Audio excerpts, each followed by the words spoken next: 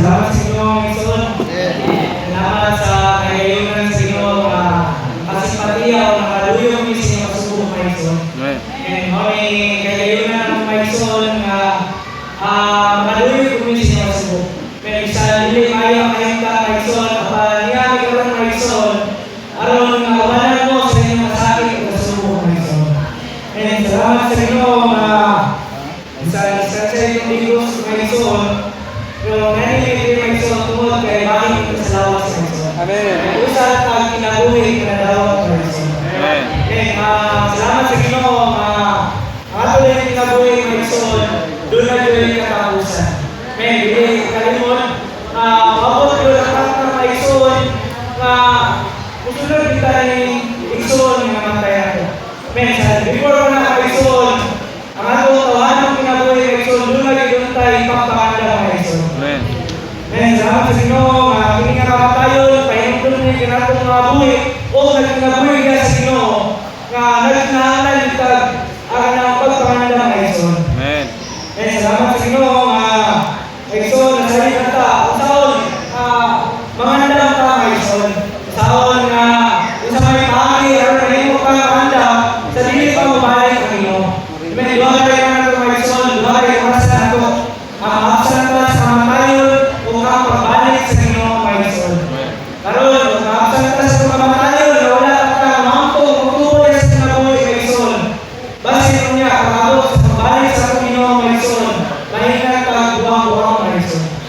Dagang buhi, dagang panahon ka, lugar ka nalalag, yan sa Ginoo Mason. Pero sa mata sa Diyos, hindi na ito kauntin na pagpapangalalan. Kung sa kasubo ka kahinta, may nga na itong makapadunan Mason.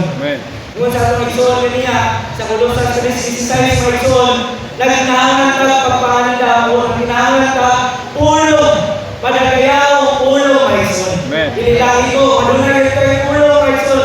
Kung dili, pupuyo, yun ang ulong diya ka nato, diya sa pagkapadagayaw. Kaya sa awa na Mason, kumusta naman ang atong ulong? Amen. Doon na ba yung padagayaw ulong diya ka nato Mason? Amen. Salamat sa Ginoo. Ipakita yung sa Mason niya. Tinato mga Kristohanon, sa naguno, kaulay Mason. Dili lang tayo, doon na lang tayo ang parahan Mason. Doon na natin Espiritu, naluwas na ta. Mason, dili lang tayo, niya ang atong pagkakita. Mason, abot yun na sa punto, ngayon mo rin kang mapuno sa Diyos nun yung kinabuhin Mason. Unang pagpahimulos Mason, nagkinahanap siya panghatag ng bilig. Hindi kami madala naman itong istorya Mason, hindi. Nagkinahanap siya kakuha kung pag-operate ka nato Mason. Amen. Laban sa Ginoo Mason, ini panahon o ini week Mason, ang ato kayo instituto kaya ang Ginoo. Bakit tayo sila sa itong mga Mason? Si Kristo, ang atong kapanglayan Mason. Yan sa matulog si Babiloso Mason, Panginoon come to me, toil and are burden, and I will give you rest. Mason, ang atong ipasan ng mga kabuhat, ang atong mga kasubok, ang atong mga kahasol Mason, kanang ibagi sa itong alam Mason, ang pahagi ini, ang makapahulay ka Mason, mawalod ang pagdurol nato diya sa mga.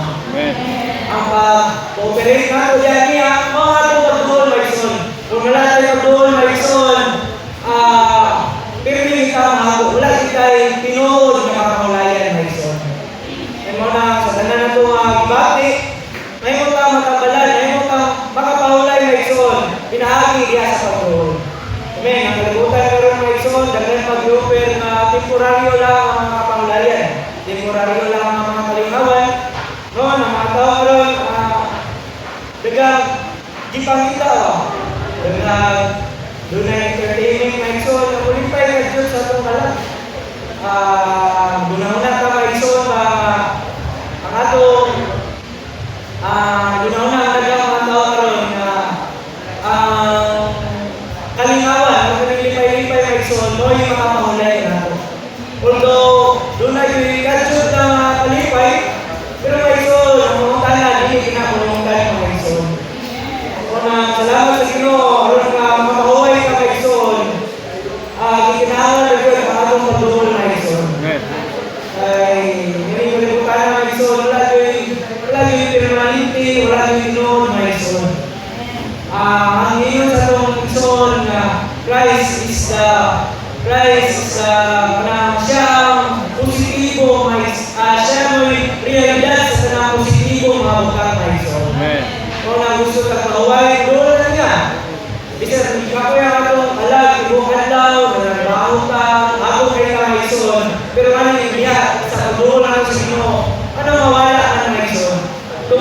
siya atong mawalay mga igsoon.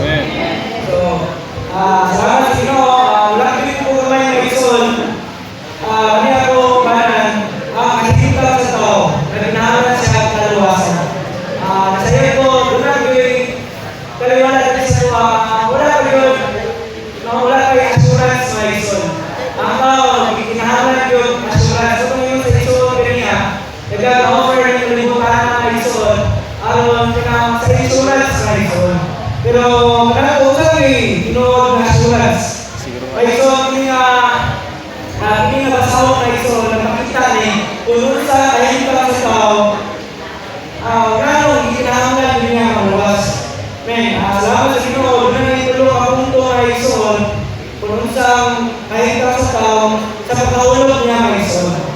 Men, una, man's condition before God. Sa mga kahintang sa tao at ubangan sa Diyos mga igsoon. Sa Roma 3:23 mga igsoon, kay nakasala ang tanan ug karapsan sa imahe sa Diyos. Amen. Ang kahintang na ito at ubangan sa Diyos, makasasala ka mga igsoon.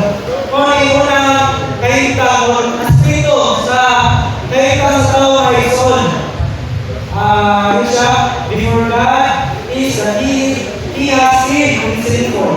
Man's sinfulness before God is quite twofold, only both positionally or experiential mga igsoon.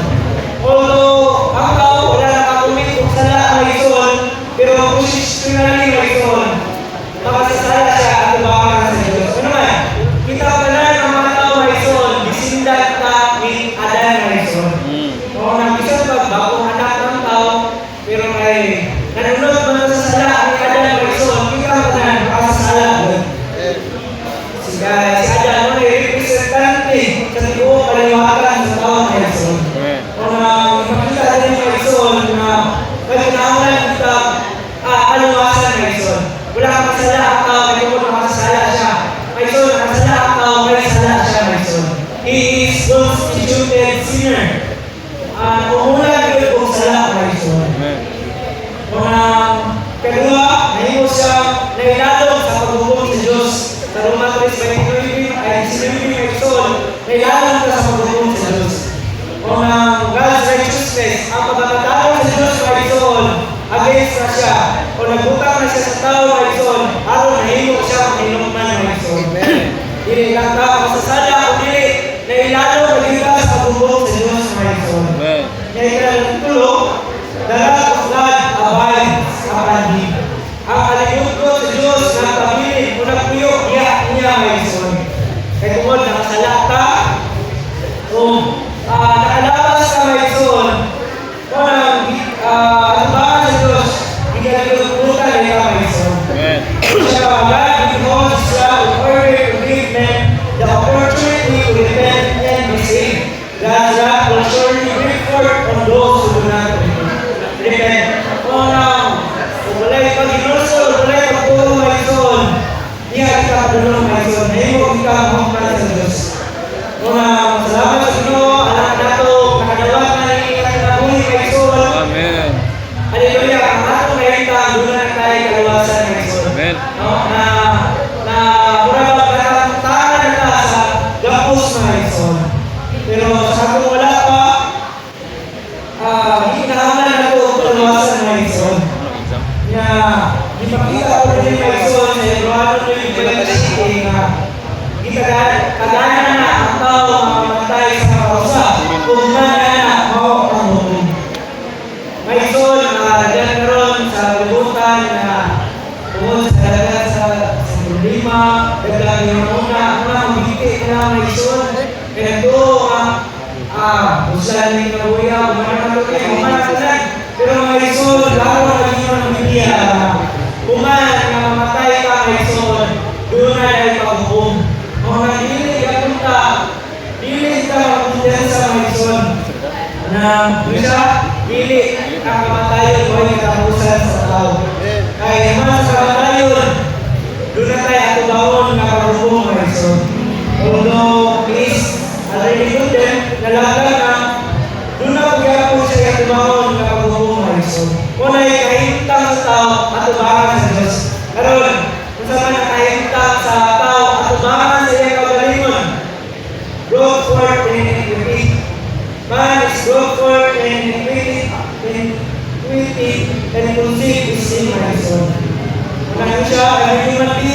born a sinner with a corrupt nature. Maison, kayumanan, ipanganak, muna yung daot na kinaiya, maison. Unang, hindi lang gaganahan, maison, na masyadong do not need to learn how to sin because they are born with innate ability to sin. Ano na mga bata, kanisan, hindi mo tulad ayaw mahawat, ayaw maligas, ayaw mahanak, pero mabuhat ng mga ison. Tungkol, doon na isala mga ison. Ano sa Roma, ipagkita sa Roma, City 18, sa unod si Apostol Pablo, sa unod, wala ko yung maayon mga ison. Consider na ito, kahita sa tao, bahasa yung kagalingon, sa unod, wala ko yung maayon mga ison. Basta unod na yung wala kang pinaganan mga ison. Since man was brought forth in iniquity, in man as utterly sinful and incurable heart, how can there be iniquity dwell in his flesh? Isinful na malimbungon kung dapat na kasing na ito mga ison. Kung sa may ayaw niya sa unod sa tao mga ison. May kahinta sa tao at tubangan sa iyang kagalingon. Sa John 8:34 mga ison, as slave of sin, ulipon dahil ka sa sala, mga ison. Pinita ka na, so man is so to sin as a slave, man is a slave of sin, and is not his own master. Mga ison, parang kalibutan, mga tao sa libutan, pero unang ulipon sa sala, mga ison. Kung sa iya mo, samahan, ng mga mangawa, O Lord.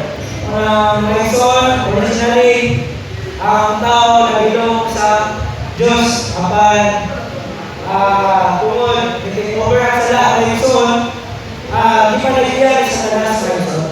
Kung karon dili lang pareho ng ison, dili ang atong Diyos nalatag siya kanang opportunity sa tao na mahimo diay maluwas o mahimo may balik niya sa Diyos. Luway kaya kayo sa tao ay sa Ephesians 2:12 mga ison, wala do'y hangin o wala do'y paglaong mga ison. Karon ang tao, kinabuhi ninyo ka, wala do'y paglaong. Wala'y tumong, wala'y kakalulungan, makaluluoy o wala'y sulod. Hawaan ako kinabuhi mga ison. Muna ang nato, tama na kamalon ng mga maluran mga ison, mahimong tatawag, maluoy sa mga tao mga ison. Kaya sa unang Timoteo 2:4, God desires all men to be saved.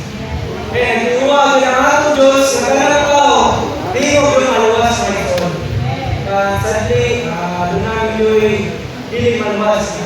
Nato ang pagkasuanon, kumbaga, subok sa Ginoo nato mga ito. Salamat sa Ginoo nga karon magagawin na mga ito, may mga opener kung ingon sa pagpaulang sa atong Ginoo mga ito.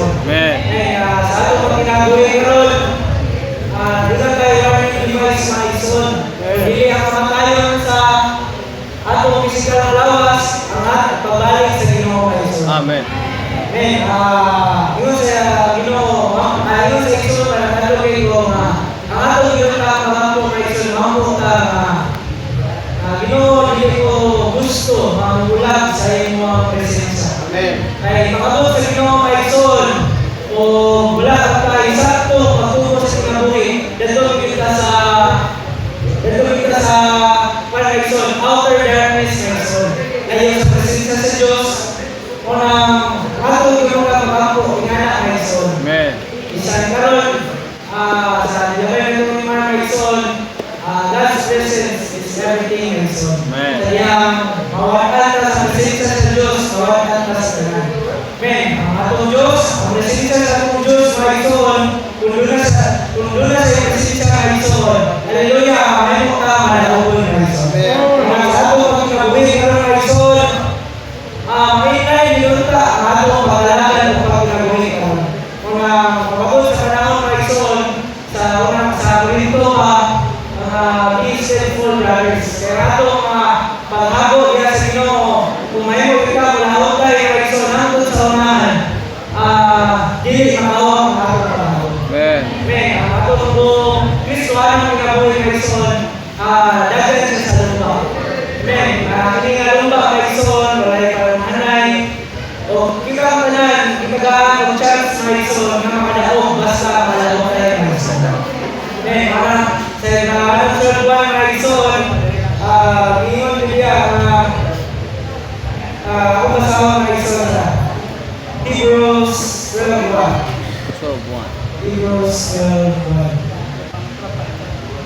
Ano siya mga Ison, nangod na kita, maghibuka sa dako, kayo kumanod sa mga saksi, magwapli sa kanang kakulian, o sala, dali, kayo makalikos, nato, kung manong tayo, kunagan sa lumba, panaha sa unahan.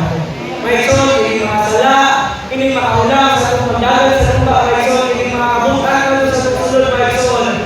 Ako siya ipadatin, kung magdadagan sa lumba, mga Ison, wala siya gaganahan o gaganahan mga Ison. Laglinos na gano'n ang iyang tawas, pero makalaho tayo, gusto siya magdagan mga Ison. Likewise mga Ison, anak ko mga Isoanon, kinihatong sala, kinihatong anak ko mga Ison, kung nidali ka papaligos na po. Kung nakiligos siya sa versikulo 2 mga Ison, bumuko at tumisos sa mag-uugda kung maghihintay sa atong pagkakas. Amen. So, dunay malagaran ang atong malagaw, dagat ang kalagaw mga Ison. Kapag nagbubuto ka niya na, ngayon yung makaulagi sa atong pagdagan mga Ison. Kaya, kalagaw